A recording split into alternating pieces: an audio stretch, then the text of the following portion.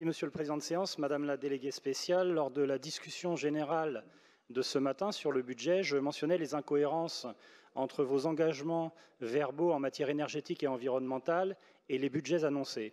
En septembre, la présidente de la région révélait son ambition de lancer un plan d'1 milliard d'euros échelonné jusqu'en 2030 pour tenter d'adapter notre région au changement climatique. Ce premier budget environnement post-annonce est donc un faux départ puisque le budget de fonctionnement ne progresse pas et même régresse si l'on prend en compte l'inflation. Le budget d'investissement, lui, diminue de près de 25% en crédit de paiement pour s'établir à moins de 30 millions d'euros. Hormis un certain nombre d'actions du plan d'adaptation de la région Île-de-France au changement climatique, tels que les projets de désimperméabilisation, de préservation des arbres, d'achat de récupérateurs d'eau, de création d'îlots de fraîcheur que nous ne pouvons que soutenir, mais qui n'auront qu'un impact positif très limité sur ces problématiques environnementales, nous aimerions vous mettre en garde, surtout contre la mise en œuvre des directives de l'Union européenne sur l'accélération du déploiement des énergies renouvelables qui, sans discernement, produiront l'effet inverse de celui recherché. Nous avons plusieurs fois ici évoqué le fiasco des implantations d'éoliennes, à leur intermittence, à l'imperméabilisation des sols, à la nuisance pour la faune, à la dépréciation des biens, au saccage de nos paysages, à l'utilisation de métaux rares pour les nacelles, à leur caractère non recyclable.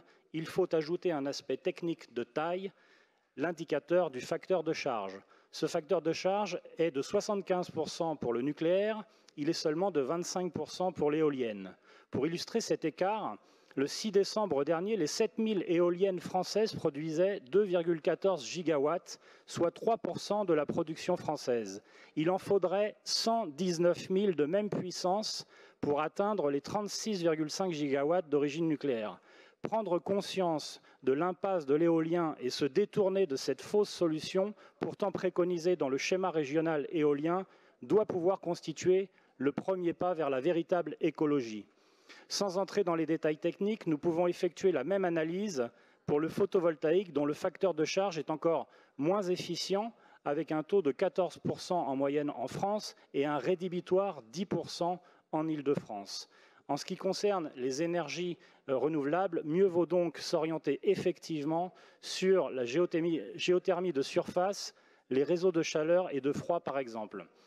Par ailleurs, et vous l'avez concédé lors de notre dernière séance plénière, il est socialement insupportable de participer aux politiques punitives en matière environnementale. À ce titre, à l'instar du maire de Perpignan qui interpelle les autorités locales, nous vous engageons à solliciter le préfet de région pour, si ce n'est demander la suppression des ZFE, au moins solliciter une dérogation pour intégrer la vignette critère 3 parmi les véhicules pouvant accéder aux futurs ZFE. Au passage, il convient de rappeler que la France n'émet que 0,4 milliard de tonnes par an de CO2, là où la Chine en produit 12 milliards.